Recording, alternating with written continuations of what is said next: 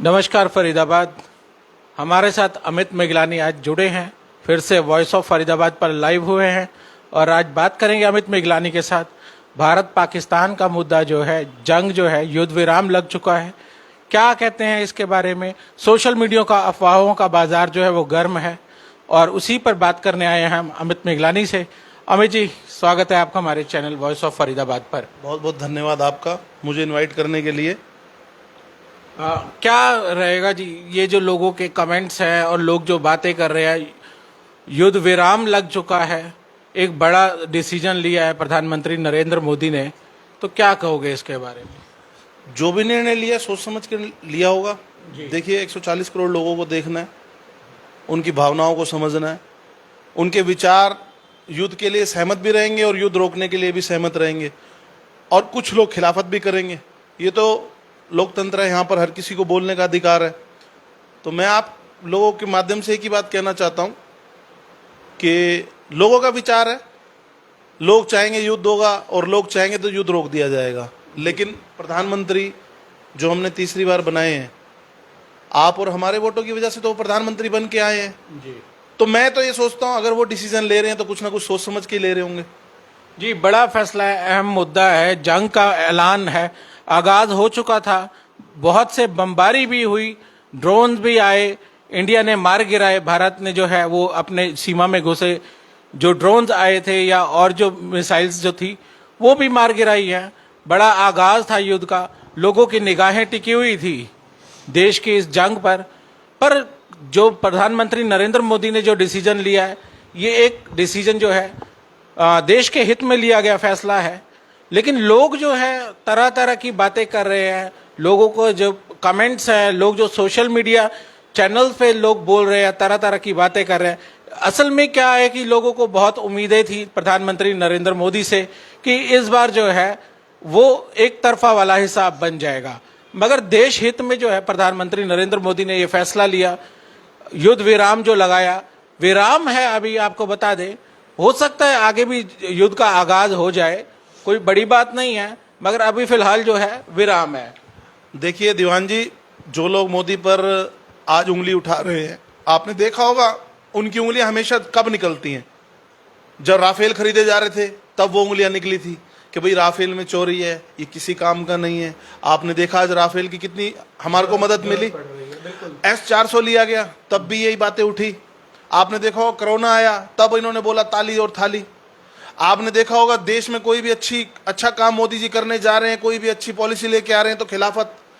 ये इन लोगों का काम है। जैसे कहते हैं राजनीति में टुकड़े टुकड़े गैंग का नाम दिया गया था, मैं इन्हें वो कह सकता हूं। हाँ, कुछ लोग जो नीचे कमेंट्स कर रहे हैं कि भैया युद्ध होना चाहिए, पाकिस्तान को नक्शे से खत्म कर दो, मैं उन भाइयों से एक बात पूछना चाहता हूं, क्या लाहौर तक गोली चला है, लाहौर तक हम मिसाइल्स दाग आए, रावलपिंडी के हमने स्टेडियम नष्ट कर दिए, कराची में हर जगह हमने पाकिस्तान में घुसकर मारा, क्या ये भी कम था? जी बिल्कुल। इसके बाद आप क्या चाहते हैं कि पाकिस्तान नाम का जो एक देश है जो आतंकवाद को बढ़ावा देता है, उन्होंने हमारा 22 अप्रैल को जो हमारे साथ किया, हमारे हिंदुस्तानियों के साथ किया, कुछ आतंकी 5 आतंकी भेज के निर्दोष लोगों को मारा और धर्म पूछा कि भाई तू मुसलमान है, तू हिंदू है, खतना पूछा। उसके बाद कई तरह की बातें बनाई गई कि भैया ऐसा नहीं हुआ।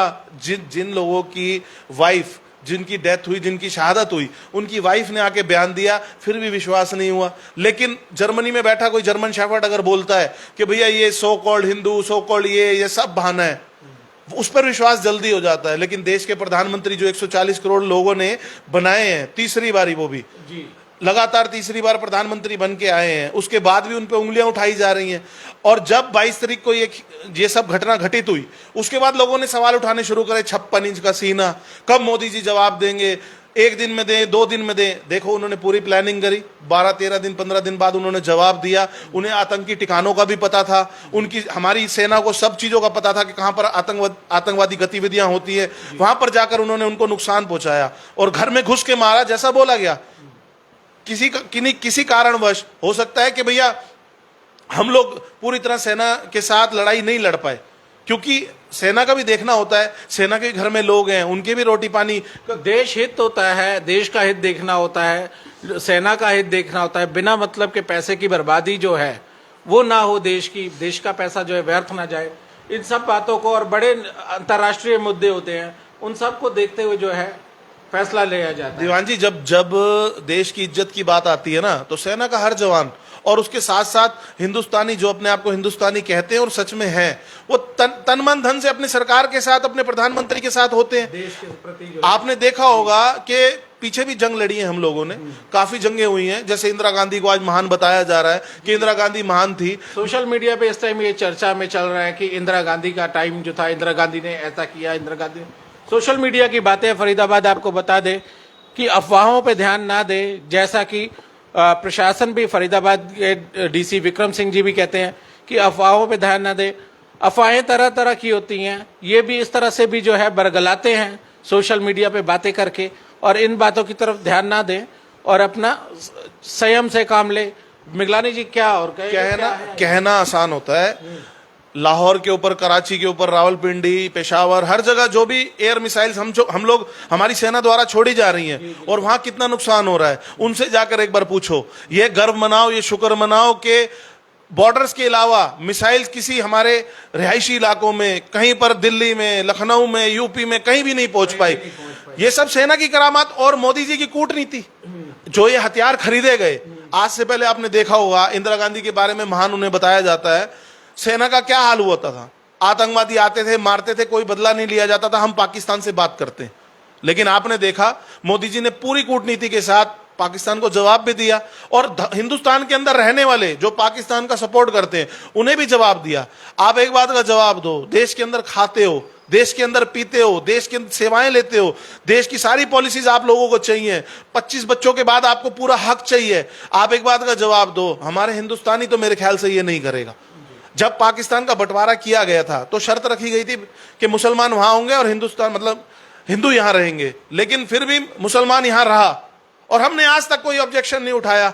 आज वो कितने करोड़ हो गए और पाकिस्तान में हिंदू कितने रह गए, हमने आज तक ऑब्जेक्शन नहीं उठाया। हिंदुस्तानी हमेशा मिल बांट के चलने वाले। हिंदुस्तान एक ऐसा देश है, आपको बता दें, कि जहां बांग्लादेश की बात करें, पाकिस्तान की बात करें, साउथ की बात करें, या हम बात करें अफगानिस्तान वगैरह की, तो वहां से जितने भी शरणार्थी या आए, वहां से जब जंगों के दौरान लड़ाइयाँ हुई तो वहां से भागकर यहाँ पर इंडिया में आए, तो इंडिया ने उन्हें जो है, भारत ने जो उन्हें अपनी पनाह में लिया, अपनी गोद में बिठाया।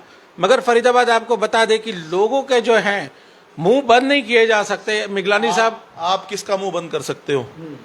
इन लोगों को मैं उन लोगों से कंपेयर करूंगा जो लोग आज देश के खिलाफ लिख रहे हैं, मोदी जी के खिलाफ लिख रहे हैं। घर बैठे सोशल मीडिया पे लिखने से कुछ नहीं बताता हूं, सेना के खिलाफ लिख रहे हैं। मैं इन लोगों को उनसे कंपेयर करूंगा।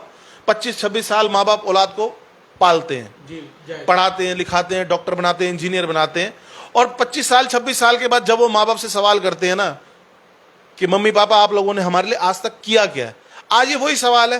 प्रधानमंत्री के बारे में पूछा जाता है कि प्रधानमंत्री के बस की नहीं है, 56 इंच का सीना कहाँ है। मैं एक बात पूछना चाहता हूं, आज से पहले युद्ध के बारे में आपने सुना होगा, आपने देखे भी होंगे युद्ध, महंगाई, भुखमरी, काम धंधे ठप होना, रिहायशी इलाकों में कोई काम धंधा को लेकर बंद करवा देना। जी फरीदाबाद, जिन लोगों ने देखे होंगे युद्ध, 71 का युद्ध देखा होगा या और युद्ध देखे होंगे, उन्हें पता लगा होगा, जो पुराने हमारे शहर के लोग हैं उन्हें पता होगा कि किस तरह से माहौल हो जाता है जब देश में युद्ध छिड़ता है, तो बड़ा नुकसान होता है देश का, प्रजा का। तो कोई भी पुराना बात करे तो राजा महाराजा की बात करे तो वो नहीं चाहते थे कि युद्ध हो, आपस में संधि करके जो है मामला निपटा देते थे। मगर अगर जरूरत पड़ी तो हिंदुस्तान जो है पूरे तरीके से तैयार है। हमारे आर्मी, हमारी नेवी, हमारा एयरफोर्स जो है पूरा तैयार है। अरे एयरफोर्स, आर्मी के साथ साथ हम यूथ तैयार है, खुद तैयार है, लोग तैयार है, जनता जो है वो मोदी जी को कह रही है मोदी जी आप आगे बढ़ो, हम मोदी जी के साथ हैं। जी देखिए, खिलाफत सबकी होती है, मैं ये नहीं कहता, भगवान की भी खिलाफत होती है। आज की डेट में आपने देखा होगा कि भाई घर में एक ही बंदा कमाने वाला होता है और भोलेनाथ हमारे रचयिता उसे उठा लेते हैं, और घर की रोटी कैसे चलेगी लोग सोचते हैं। फिर भी हम भगवान के आगे हाथ जोड़ते हैं। पता नहीं मोदी जी से इतनी जलन क्यों और बीजेपी सरकार से इतनी जलन क्यों। सारे समाज के बारे में एक साथ सोचने वाले, सड़कें देने वाले, पॉलिसीज देने वाले, मेडिकल कॉलेजेस, स्कूल के बारे में, कॉलेज के बारे में, हॉस्पिटल्स के बारे में, कश्मीर जैसे जहां हमें पूछा नहीं जाता, हिंदुस्तानियों को गोली मारी जाती है पूछ पूछ कर, और कश्मीरी पंडितों के साथ 1990 में आपने देखा, उसके बाद भी वहां पर इतनी डेवलपमेंट करने वाली सरकार क्या कभी सोच सकती है राजनीति के बारे में? कभी उन पर इल्जाम लगाया जाता है बिहार का चुनाव आ रहा है, बिहार के चुनाव की वजह से ये लड़ाई हो गई। अब रोकी गई, किसका चुनाव देख के रोकी गई? उनसे ये भी तो पूछो ना कि अब लड़ाई रोक दी उन्होंने। अब खिलाफत वाले लिखने वाले जो कुत्ते की पूंछ की तरह हमेशा भोंकते आए हैं, वो आज भी लिख रहे हैं कि भैया लड़ाई क्यों रोक दी गई? सेना का जवान एक शहीद होता है, उनके घर में पूछो जाकर कि क्या हालत होती है। जितने की सेना की शहादत हुई है, अरे उनको सिर माथे होना चाहिए। ये नहीं कि सवाल उठाने चाहिए सरकार ने क्यों रोक दी। सरकार भी तो हर चीज देख के चल रही है। आज विदेशों में अगर इंडिया को पूछा जा रहा है तो बिकॉज ऑफ मोदी। आपने देखा होगा कि मोदी जी के साथ देने के लिए कौन कौन खड़ा है, और खिलाफत करने वाले तो पीठ में छुरी मारते हैं। भारत में इतने लोग बैठे हैं जो आज इस वक्त पे भी सवाल उठाते हैं। लड़ाई नहीं होती तो कहते हैं भैया लड़ाई करो, लड़ाई रोक देते हैं तो कहते हैं जी पाकिस्तान को उड़ा दो। बच्चों का खेल है। आज पड़ोस में लड़ाई होती है, उस केस को नहीं निपटा जाता आदमी से। कोई आदमी किसी के परिवार पे हाथ उठा देता, उस लड़ाई को नहीं निपटा जाता। ये क्या ये चाहते हैं, ये मोदी जी से गुहार कर रहे हैं कि पाकिस्तान को नक्शे से उड़ा दो। अरे लाहौर में घुस के मार दिया, कराची में घुस के मार दिया, और क्या चाहिए? आतंकवादियों को मारा, उनके परिवार को मारा। आज आतंकवादी वही आज आके सामने रो रहे हैं। हाफिज सईद जैसे सोशल मीडिया पे पाकिस्तान से भी ऐसे वीडियोस आ रहे हैं कि वो कह रहे हैं कि पाकिस्तान को जो है अपना बचाव करना चाहिए, वरना पाकिस्तान जो है खत्म हो जाएगा। ऐसे वीडियो जो है अपील करते हुए पाकिस्तान के बड़े लीडर जो है वो भी कर रहे हैं। दीवान जी, पाकिस्तान तो ऐसा पहलवान है, आपने देखा होगा कुश्ती होती है। पाकिस्तान तो ऐसा पहलवान है जो लड़ना चाहता है 51,000 की कुश्ती, और लायक वो 501 के भी नहीं है। तो वो तो सोचता है कि भैया घर पे बैठे बैठे सब चीज हो जाएंगी, हम हिंदुस्तान को हरा देंगे और हिंदुस्तान पे हम कब्जा कर लेंगे। मैं एक चीज आपके माध्यम से बोलना चाहता हूं, कब्जा कर सकते हो आप, लेकिन हिंदुस्तान पे नहीं, सिर्फ उन्हीं पर, उन्हीं आतंकवादियों पे कर सकते हो जिन्हें आप घर में पनाह देते हो। और दूसरी चीज, 5 आतंकवादी भेजकर कभी 26/11 की घटना करवाना, कभी किसी मॉल में ब्लास्ट कराना, कभी सिनेमा हॉल में ब्लास्ट कराना, कभी हॉस्पिटल में ब्लास्ट कराना, ये इनके इस्लाम में शायद सिखाया जाता है। इनकी जो गुरबानी होती है, जैसे हमारे सिखों में गुरबानी होती है, इनमें शायद इस्लाम में यही सिखाया जाता है कि लोगों को मारो, और मारो भी किनको? उन बेकसूर लोगों को। अरे तुम्हारे में दम है, हमारे सेना से सामने मुकाबला करो ना, सीधा को हम 50 आतंकवादी आ रहे हैं, हम सेना के 50 लोग भेजते हैं, लड़ो उनसे। इन बेचारों को, गरीब लोगों को, जो बेचारे जिनका कोई कसूर ही नहीं है, उनको मार के क्या मिलना? कौन सा जिहाद मिलता है? पहलगाम में पर्यटक थे जो जिनका कोई मतलब नहीं था, उनके साथ ये जो वारदात हुई, जो ये हमला किया गया, आतंकी हमला कहेंगे इसे, आतंकी हमला किया गया, तो ये कहीं न कहीं जो है दुर्भाग्यपूर्ण है। इनको जो है आतंकवादियों का कोई जो है धर्म नहीं होता, कोई ईमान नहीं होता, ये किसी धर्म से नहीं होते हैं। इनका सिर्फ एक ही काम होता है, आतंक फैलाना। वो कोई भी आ जाए सामने तो उसे जो है पता नहीं दीवान जी, इस्लाम की कौन सी किताब में सिखाया जाता है कि किसी बेकसूर को मारो? मैंने तो नहीं देखा किसी किताब में आज तक ये सिखाया हो। जी बिल्कुल, धर्म की कोई किताब ऐसा नहीं सिखाती कि किसी को मारने वाली बात हो। मैं कहता हूँ योद्धा युद्ध लड़ते हैं, योद्धा बराबर से टक्कर लड़ते हैं। आओ लड़ो, पाकिस्तान लड़े चाहे हिंदुस्तान लड़े, आपस में लड़ो। योद्धा वो थोड़ी, ये तो जाहिल हैं, अनपढ़ हैं। इनको आतंकवाद में यही सिखाया जाता है कि किसी भी बेकसूर को मारो, कभी बच्चे को मारो, कभी बड़े को मारो। लड़ती सेना है, प्रजा नहीं लड़ती है। लड़ती सेना है, सेना से लड़ा जाता है। सेना जो सैनिक होते हैं, क्षत्रिय होते थे तो उनकी भी सेना होती थी, राजा महाराजा हुए उनकी भी सेना होती है, और देश की भी सेना है। आम जनता को जो है गोलीबारी करके, इस तरह से जो है हमले करके, ये जो है कहीं ना कहीं कायरपन है, कायरता का है। मैंने तो पहली सरकार ऐसी देखी है 2014 के बाद, जिस सरकार के ऊपर उंगलियां उठती हैं, जिस सरकार को लोग वोट भी देते हैं, और जिस सरकार को एक ही प्रधानमंत्री दिया जाता है नरेंद्र मोदी जी के तौर पे, उसके बाद भी लोग नीचे खिलाफत करनी शुरू कर देते हैं। कोई मतलब जैसे कोई आदमी बहाना ढूंढता है ना कि सरकार पर हल्की सी गलती करे, टमाटर 100 रुपए करे और हम उसको रगड़ना शुरू करें। मैं कहता हूं चलो कमियां सब में होती हैं, बीजेपी सरकार में भी कमी है, मैं ये नहीं कहता कमियां नहीं होंगी, कमियां सब होती हैं। लेकिन अगर आप किसी सरकार पे 70 साल विश्वास करते हो, सो कॉल्ड प्रधानमंत्रियों पे 70 साल आप विश्वास करते हो, तो देश के एक प्रधानमंत्री जो नरेंद्र मोदी जी आप लोगों ने बनाए हैं, उनके डिसीजन का भी सम्मान करो। ये नहीं फेसबुक पे कोई आ रहा है लिख के दे रहा है कि भैया पाकिस्तान ने युद्ध रोक दिया, हिंदुस्तान ने भी रोक दिया, मोदी डर गया, बीजेपी डर गई, ये सरकार तो है ही ऐसी, चुनावों में आती है, चुनावों के लिए लड़ाई लड़वाती है, चुनावों के लिए हिंदू मुस्लिम करती है। अरे यार, पहले की सरकारें थी, उन्होंने ही तो 1947 में बंटवारा करवाया। हिंदू मुस्लिम का फर्क किस सरकार ने समझाया? फरीदाबाद आपको बता दें कि इस तरह के जो कमेंट्स हैं सोशल मीडिया पर, सरकार की निगाह है, निगरानी है पूरी। इस तरह से अफवाहें जो है ना फैलाएं, गलत कमेंट्स ना करें सरकार के खिलाफ। आप देश में रहते हैं तो देश हित की बात करें, देश के अगेंस्ट जो है ना बात करें। हम यही अपील करेंगे, और जो है हमारी फरीदाबाद पुलिस और प्रशासन जो है वो भी यही अपील करता है कि एक बात और एंड में आपके माध्यम से कहूंगा, श्री राम को 100 करोड़ से ऊपर लोग मानते हैं। मैं 140 करोड़ नहीं बोलूंगा, 100 करोड़ से ऊपर श्री राम जी को मानते हैं। रामायण सबने देखी है, रामायण के अंदर भी अगर हनुमान जी को समुद्र लांघवाना था तो उनकी शक्तियां याद दिलाई गई थी, उनका सपोर्ट किया गया था।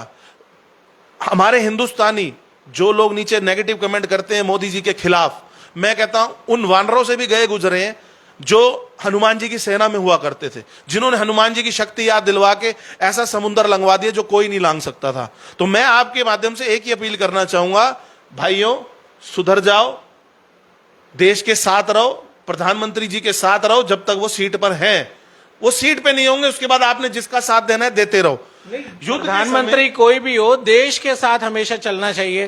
प्रधानमंत्री एक पर्सन है, एक पार्टी है, विशेष की बात नहीं करते हम बात करते हैं देश की, कि देश के साथ चलना चाहिए। यही बात कहता हूं, हमारे बूढ़े बुजुर्ग कांग्रेस सरकार में वोट देते हैं, 70 साल विश्वास करते हैं। प्रधानमंत्री चेंज होते रहे, कभी इंदिरा गांधी, कभी राजीव गांधी, कभी जवाहरलाल नेहरू, कभी कोई चेंज होते रहे, हमारे बूढ़े बुजुर्ग साथ देते रहे। आज युवा पीढ़ी, कम से कम मैं यही प्रार्थना करूंगा, युवा पीढ़ी तो कम से कम हमारी सरकार के साथ रहे, ताकि वो डिसीजन फुल प्रूफ ले, अच्छा ले और दृढ़ संकल्प के साथ ले, ताकि उन्हें भी लगे कि हाँ हमारा देश हमारे साथ है। हाँ, फालतू बोलने वाले तो अपने माँ बाप पे भी विश्वास नहीं करते, उन पे भी सवाल उठा देते हैं। ये तो भारत देश है। और सबसे बड़ी बात ना, आज हमारे प्रधानमंत्री जी को खाली बाहर की सेना से नहीं लड़ना, उन्हें घर में बैठे इतने लोग जो सेना, जो हमारे हिंदुस्तान में हिंदुस्तानी कहलाने के लायक नहीं है, उनसे भी युद्ध लड़ना पड़ रहा है। ये देखिए आप जी। बात करें तो सोशल मीडिया पे जो जंग छिड़ती है, जो सोशल मीडिया पे कमेंट्स आते हैं, गलत कमेंट्स आते हैं, उनसे भी जो है लड़ना पड़ता है। एक सेना जो है वहाँ की है और एक सेना यहाँ की है। जो देश के प्रधानमंत्री और देश के खिलाफ बोलते हैं, उनसे भी जंग लड़नी पड़ती है, और लड़ रहे हैं जंग, और जीत भी जो है वो अपने प्रधानमंत्री और देश की होगी। हम जीतेंगे कैसे नहीं, हम जीतेंगे, पहले भी जीते हैं और आज भी जीते हैं, हम जीतते रहेंगे। जंगें तो चलती रहती हैं, चाहे वो कोरोना हो, चाहे वो बॉम्ब ब्लास्ट हो, चाहे वो आतंकवादी गतिविधि हो, भारत कभी पीछे नहीं रुका।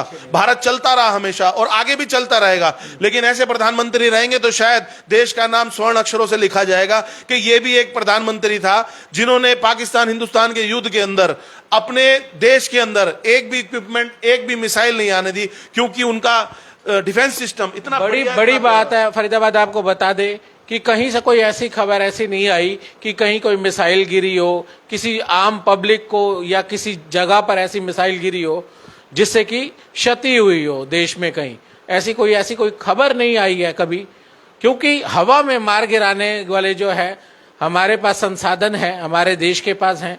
हवा में ड्रोन्स हो या हवा में मिसाइल हो, हवा में ही खत्म कर दी जाती है। तो ऐसे जो है इक्विपमेंट जो हैं वो लगाए गए हैं, ऐसे तैनात किए गए हैं कि वहां से कोई भी मिसाइल धरती पर, हम कहें हिंदुस्तान की धरती पर नहीं गिरी। जी अमित जी, और कुछ कहना चाहेंगे? मैं बस अंत में यही बात बोलना चाहूंगा, कंपेयर इंदिरा गांधी से ना किया जाए। इंदिरा गांधी इमरजेंसी वाली मैडम है, इस बात को याद रखिए। इंदिरा गांधी, आप लोगों का जो नसबंदी कराने का प्रोग्राम था वो भी इंदिरा गांधी ने ही करवाया था, और इंदिरा गांधी के रहते हुए ही बहुत कुछ हुआ ऐसा जिसके बारे में आवाज भी नहीं उठाई जाती थी, क्योंकि उस टाइम का मीडिया आज की तरह सशक्त नहीं था, पावरफुल नहीं था। पहले मीडिया का गला दबा दिया जाता था। ये आप मीडिया वालों को भी भली भांति पता होगा कि इमरजेंसी के वक्त मीडिया के कितने लोग थे, कितने सीनियर पत्रकार थे जिन्हें जेलों में डाल दिया गया था। तो इंदिरा गांधी को आयरन लेडी की जगह अगर हम कहें ना कि अपनी मनमर्जी करने वाली लेडी थी, जिन्होंने देश के विकास के बारे में और देश को अच्छा बनाने का नहीं सोचा। आपने देखा होगा सैनिकों को पकड़ा और छोड़ा, लेकिन कभी पीओके को लेने का नहीं सोचा। कभी बोला नहीं गया कि भैया हम 93,000 आपको सैनिक दे रहे हैं, हमें पीओके वापस चाहिए। कभी कोई शर्त नहीं रखी, बिना शर्त के उन्होंने पाकिस्तान की हर बात मानी। तो तो मोदी जी से उसको कंपेयर ना किया जाए तो ज्यादा बेहतर है।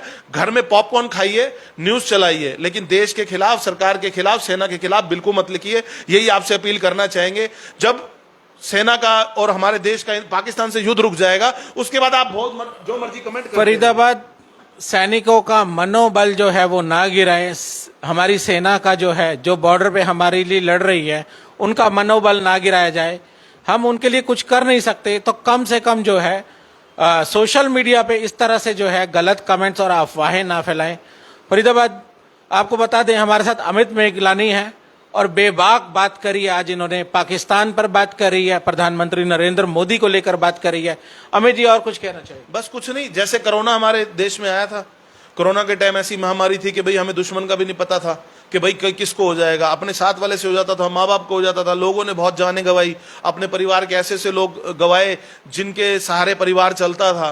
तो वही समय आज भी आया हुआ है। लेकिन हाँ, इसमें यह है कि हमें दुश्मन साफ दिख रहा है, सोशल मीडिया पे कमेंट करने वाला और पाकिस्तान से जो आतंकवादी यहाँ आ रहे हैं वो, और पाकिस्तान की सेना, और सोशल मीडिया पे कमेंट करने वाला। तो मैं तो एक ही बात कहूंगा, आज के टाइम सोशल मीडिया पे सवाल जरूर करिए, सवाल पूछना आप लोगों का हक है, लेकिन प्रधानमंत्री के लिए हुए डिसीजन पर सवाल करना ये आप लोगों का कहीं ना कहीं गलत लगता है। तो आपसे यही अपील करना चाहूंगा प्रधानमंत्री जी को, और इस टाइम देश की सेना का मनोबल बढ़ाने का काम कीजिए।